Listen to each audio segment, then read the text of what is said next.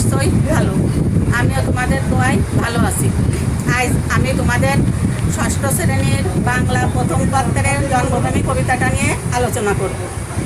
তোমরা সবাই বইটা খুলে বসো, তাহলে তোমাদের পড়তে সুবিধা হবে। আজ আমরা জন্মভূমি কবিতা নিয়ে আলোচনা করব। জন্মভূমি কবিতা লিখেছে কে?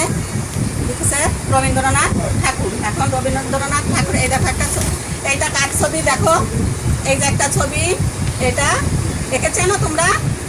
ইনি হলেন আমাদের বিশ্বকবি রবীন্দ্রনাথ ঠাকুর।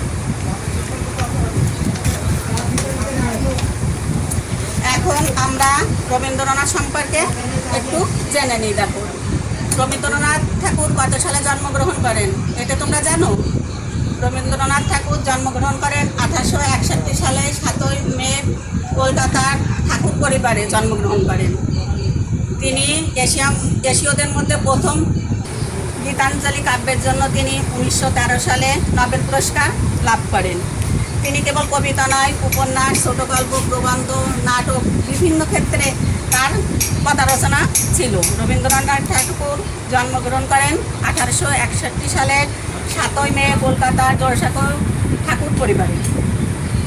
স্কুলে নিয়মিত প্রাতিষ্ঠানিক শিক্ষা তিনি গ্রহণ করেননি, কিন্তু 17 বছর বয়সে তিনি বিলাতে ব্যারিস্টারি পড়তে চান। সে শিক্ষা শেষ না করে তিনি দেশে ফিরে আসেন, কিন্তু স্বশিক্ষা এবং সাধনায় বাংলা ও সাহিত্যে এনে দেয় অতুলনীয় সমৃদ্ধি।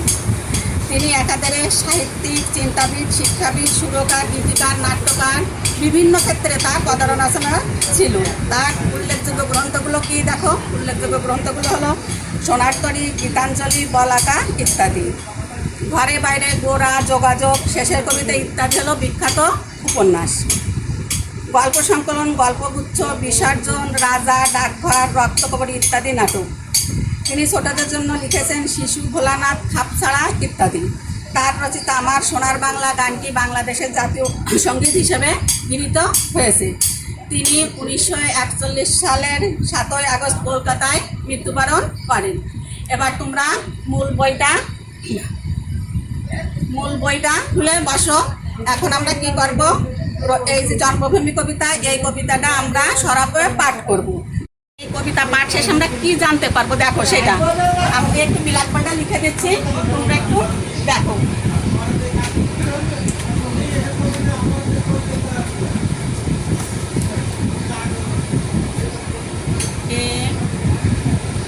পাঠ শেষে তোমরা যা জানবে।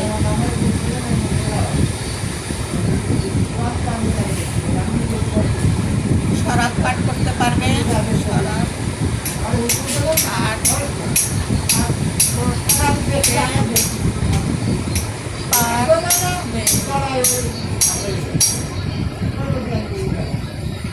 নতুন নতুন শব্দের সাথে পরিচিত হবে।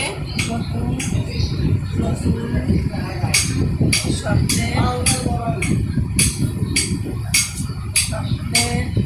সাথে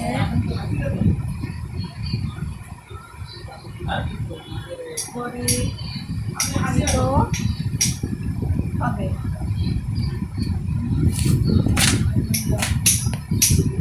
এবং জন্মভূমির প্রতি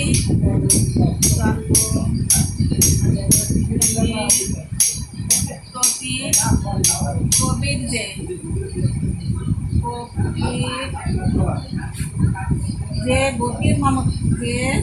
গতির মমত্ববোধ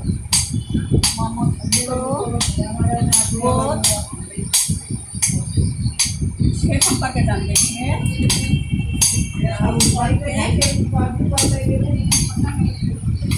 আমি একটু করে মুছে দিচ্ছি, দেখো, সে সম্পর্কে জানতে পারবে,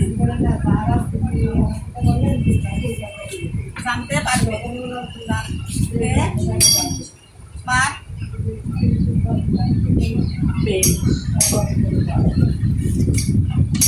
আচ্ছা, এবার তোমরা বইটা খোলো। দেখো, আমরা আগে নতুন নতুন শব্দগুলোর অর্থ জেনে নিই। দেখো, সার্থক। সার্থক মানে কি? সার্থক মানে সফল। জনম জনম মানে জন্ম নেওয়া। তারপরে মুদব, মুদব মানে চোখ বন্ধ করা। এখন বইটা খুলে বের করো, আমরা কবিতাটা পাঠ করি। দেখো, সার্থক জনম আমার জন্মেছি এই দেশে, সার্থক জনম মাগো তোমায় ভালোবেসে। কবি বলছে যে তার জন্মটা সার্থক, যে সে এই দেশে জন্মগ্রহণ করেছে এবং এই দেশকে সে ভালোবেসেছে। জানি না তোর ধন রতন আছে কিনা রানীর মতন, রানীর অনেক ধন সম্পদ থাকে, কিন্তু এ দেশে এত রানীর মতো ধন সম্পদ আছে কিনা কবির সেটা জানা নেই। শুধু জানে আমার অঙ্গ জুড়ায় তোমার ছায়া এসে, কিন্তু কবি এটা জানে রানীর মতো ধন সম্পদ না থাকলেও এই দেশের ছায়া এসে কবির অঙ্গ শীতল হয় এবং জুড়ায় ঠান্ডা হয়। কোন বনেতে জানি না ফুল গন্ধে এমন করে, বলতেছে কোন বনে এরকম ফুল ফোটে যে ফুলের গন্ধে মানুষ আকুল হয়ে যায়। ভ্রমর যেমন ফুলের গন্ধে আকুল হয়ে ফুলের কাছে আসে, তেমন আমাদের দেশের ফুলগুলো এরকম সুগন্ধ। কোন গগনে ওঠে রে চাঁদ এমন হাসি এসে, এবং কবি এটাও জানে না যে এই দেশে তার জন্মভূমিতে যেরকম চাঁদ ওঠে মায়ের হাসির মতো অন্য কোনো দেশে এরকম চাঁদ ওঠে কিনা। আখি মেলে তোমার আলো প্রথম আমার চোখ জুড়ালো। আখি মানে কি? আখি মানে চোখ। তাহলে চোখ মানে কি হলো? তোমার আলোয় প্রথম যখন সে চোখ খুলে দেখলো তখন এই দেশের আলোতে তার চোখ জুড়িয়ে গেল। ওই আলোতে নয়ন রেখে মুগ্ধ নয়ন শেষে, বলতেছে এই দেশের কবি শেষ নিঃশ্বাসও এ দেশে ছাড়তে চায় এবং শেষবারের মতো তিনি তার জন্মভূমিতেই চোখ বন্ধ করতে চায়। দেখো, এবার আমরা কবিতাটা তো পাঠ করলাম, তাহলে এখন আমরা এই যে প্রশ্ন করছিলে বহু নির্বাচনী প্রশ্ন আছে, অপার পৃষ্ঠায় এগুলো বের করো এবং দেখো কি আছে। কবি 1 নাম্বার, কবির মন আকুল হয় কিসে? আমরা কি পারলাম এর আগে? কিসে আকুল হয়? এখানে আছে চাঁদের আলোয়, গাছের ছায়ায়, ফুলের গন্ধে, জন্মভূমির আলোয়। আমরা কি পড়লাম এর আগে পাঠে? ফুলের গন্ধে, তাই না? জন্মভূমি কবিতায় গুরুত্বপূর্ণ দিক হচ্ছে, একে আছে দেশের মানুষ, জন্মভূমির প্রকৃতি, গভীর দেশপ্রেম। নিচের কোনটি সঠিক? দেখো, এখানে আমরা কি দেশের মানুষ, জন্মভূমি আর গভীর দেশপ্রেম, এবং এখানে 1, 2 আর 3। এখন তোমরা এই কবিতাটা বাড়ি ভালো মনোযোগ সহকারে পড়বে এবং বোঝার চেষ্টা করবে। আমি এবার তোমাদের বাড়ির কাজ দিচ্ছি, বাড়ির কাজটা তোমরা খাতায় লিখে নাও।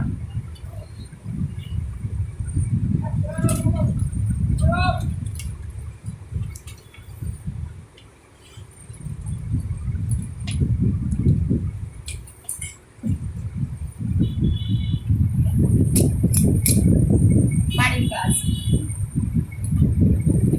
বাড়ির কাজ।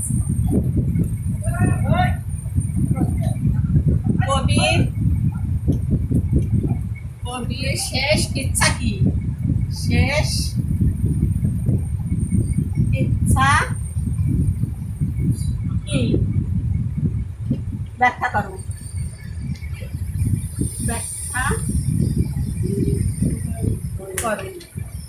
তোমরা সবাই এই বাড়ির কাজটা যার যার খাতায় লিখে নাও। স্কুল খুললে অবশ্যই তোমরা এই বাড়ির কাজটা তোমাদের শ্রেণী শিক্ষককে দেখাবে। এবং এই মহামারীতে যে যার ঘরে অবস্থান করো, বাবা মার সঙ্গে সুন্দর সময় কাটাও। এই বললে আমি আমার শ্রেণী কার্যক্রম এখানে শেষ করছি।